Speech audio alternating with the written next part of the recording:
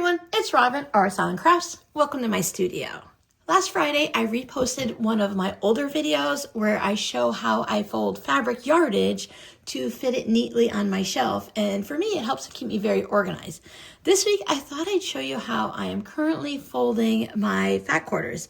I received a bunch of fat quarters during Advent from my friend's Advent, and I just willy-nilly changed up the way I was folding it, and it fits so neatly on my shelves now. So I thought I'd show you how I do it. Now, of course, this may not work for everyone, but if it works for you, great. If you find another tip along the way today, even better. I have fat quarters from the Dollar Tree from way early 2025. They come in a roll, and these are loops and threads, and they're from Michael's, and they're folded around that piece of cardboard. Now to start with, these are just really easy. I pop my thumb in here and pop through that sticker. It is a sticker, but I find that for the most part, it comes off very easily. And if there's any residue, I just get a little bit of water on it and it rubs right off. I know this is a big controversy, but I do not pre-wash my fabric when it's brand new coming from the store currently. If I have something that I find at a thrift store or that, okay, see, it's a little bit of residue on there, but it's not that bad. It will rub right off. Plus, I'm going to be ironing these.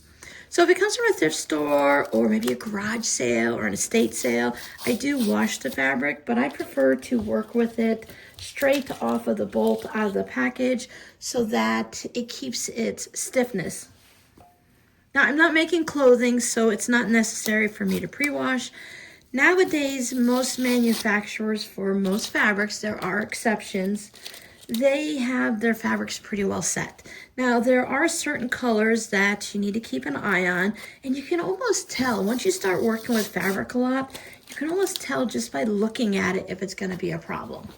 Now, these types of fat quarters are wrapped around a piece of cardboard. I just saved these on my bookshelf tucked away in a little corner because these are great. They're really kind of sturdy. So if I need to make an applique shape or if I'm making something like this cord minder, I can make the template for the rounded edge and it's just nice and sturdy. Even the thin ones work great for applique pieces. So I do save these. Certain reds, purples, and possibly blacks, they might bleed a little bit. You can almost tell by looking at it if it's going to need to be pre-washed. You can also take a test piece off of it and wash it in the sink with usually a piece of white fabric or maybe a white washcloth or something just to see if it's going to bleed at all. And of course, if you like to pre-wash your fabrics, then go for it. If you want to share some techniques that you use to pre-wash your fabrics in the comments, I'm sure some people would appreciate that. Now, everyone's system is going to be a little bit different for storing their fabric. I have just those basic bookshelves from Walmart.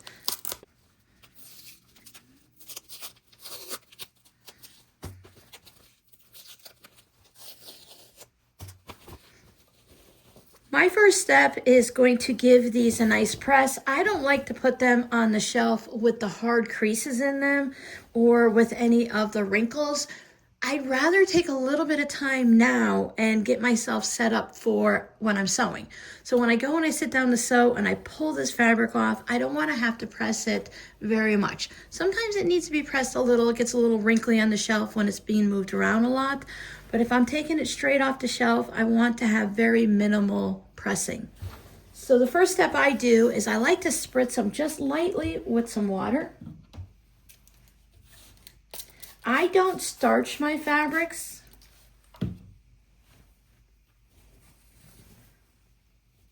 I lived so many years in Florida where everyone said that starch would attract bugs, and there's enough problems with bugs in Florida. I didn't need to add anything extra. Now, if you soak your fabric, you're going to have to keep pressing it until it's dry or let it air dry. So I'm just going to do it very lightly because I want to be able to put these away as soon as I'm done. I don't want to have to wait too long.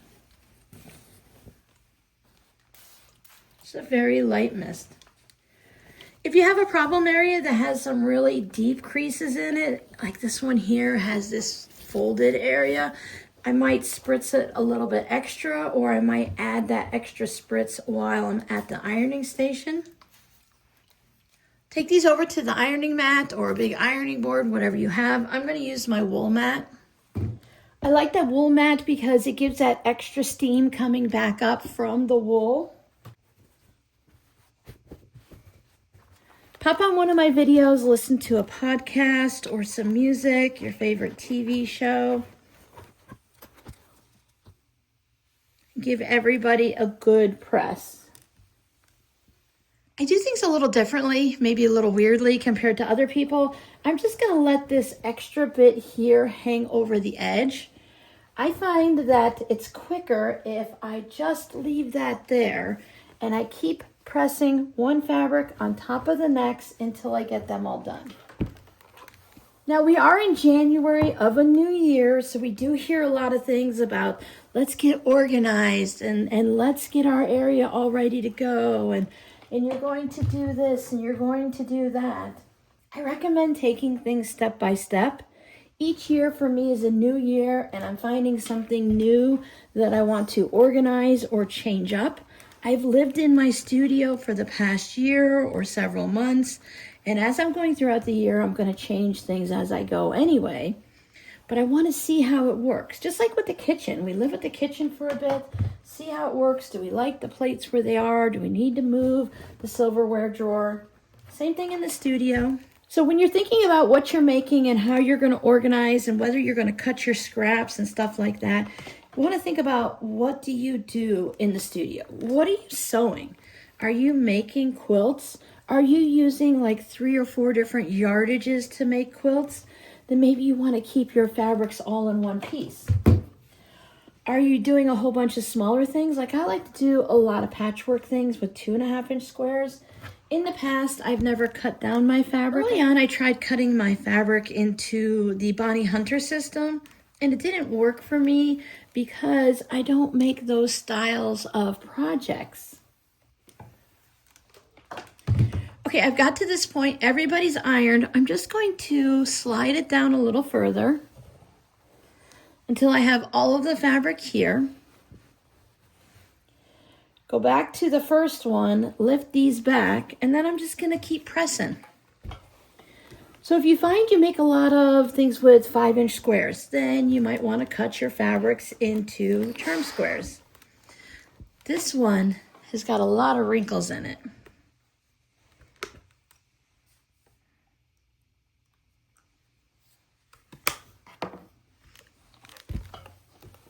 If you use a lot of jelly roll type strips, then maybe you want to cut your scraps into 2.5-inch strips. If you use a little bit of everything, I like the system where you cut your largest piece if you have one. Like if we were cutting down these fat quarters to actually use them, if these were scraps, I would cut a 10-inch square out first. And then I would see how many 5-inch squares I can get, and then 2.5-inch, and just work from there. I make a lot of coasters now. I really love making the 4-patch coasters. I like the way they look. So if I were to be cutting up scraps like these, maybe I would want to cut a bunch of 3.5-inch squares, because a 5-inch square is too much, and a 2.5, while I can use it for 9-patch coasters, I really do prefer the 4-patch. It showcases the fabric better, and I think it just looks nicer in a coaster. But that's not going to stop me from making some 9-patch, of course. So figure out what you do. Figure out how to store it. If you make a lot of applique projects, maybe you're going to have a lot more smaller pieces, and you might sort yours into like plastic drawers, like a rolling cart or something, to utilize all those smaller pieces for eyes and flowers and stuff like that. I think that's the hardest part. Once you sit back and think about what you make, then you can get your studio set up that's going to work for you. That's why I have my rainbow fabrics and I don't cut them down. I keep them separated by color. And when I say rainbow, I just mean all of the colors, because I also have white and blacks and browns and grays. I have everybody pressed. I'm going to go ahead and just separate these out just to release some of the steam from them. And they only need to really kind of float around just a little bit for a couple of minutes because I don't want to fold that steam into them. I don't want to add moisture onto the fabric and fold it and stack it onto the shelf. Again, I just worry a little bit about things. I don't want to have mildewed or moldy fabric. Okay, now that everyone's just aired out and cooled down a little bit, I want to stack them. I'm going to stack them wrong side up. On the last batch that I folded, I put all of my salvage on the right-hand side. But with this Dollar Tree one, it's not going to work because I want to have the widest point going left to right. Now you can remove all the salvages now if that's something you'd like. And not all of them will have a salvage on it. Now for this process, I'm not even going to use a ruler. This is super simple. I'm just going to take this bottom edge, bring it to the top, bring that edge that's not a fold on it, the raw edge.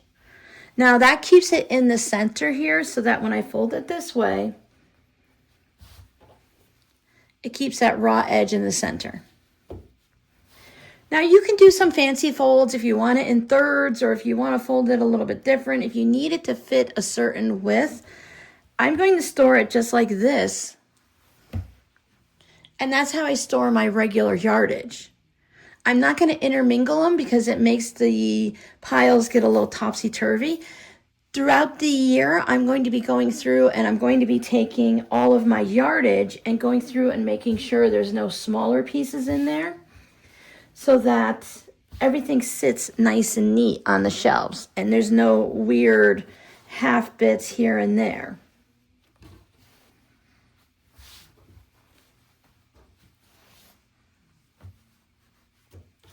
I do sort my fabric on my shelves and my regular yardage. I have the semi-solids, the ones that are mostly a color. And if I forget, I just flip it over to keep that raw edge on the inside. Now, if you see it starts to curve like this, that's just because everything was ironed and there's no creases anywhere for it to sit flat. I just give it a little bit of a hand press. And as it's sitting on the shelf, the weight of the fabrics above it is going to weigh it down. See, if we put it like this, it's not as much. This is about 11 inches tall and it's about 5 inches wide. I fold my yardage 6 inches wide, so it sits right next to it. And I think my shelves are about 12 inches deep. So you might have to figure that out based on the size of your shelves.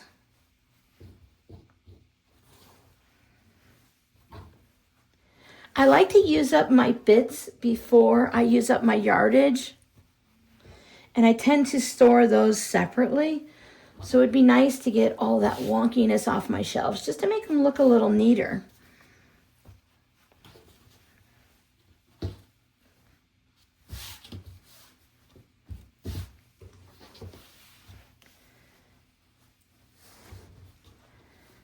So now I can see what my fabrics are, and even if I don't know exactly, I can kind of get an idea just by looking at it on the shelf. I may need to pull one fabric out to see exactly what it is. And it can sit right on the shelf next to my yardage. So I can have my rainbow colors, my semi-solids here, and then I can have the same thing. If I want to sort my fat quarters, or you might even be able to, so if I want to sort my fat quarters by color, I can also have novelty ones here, and then I can have the tone on tone in a separate pile. I also separate out by stripes and polka dots. I keep my low volumes in a separate area.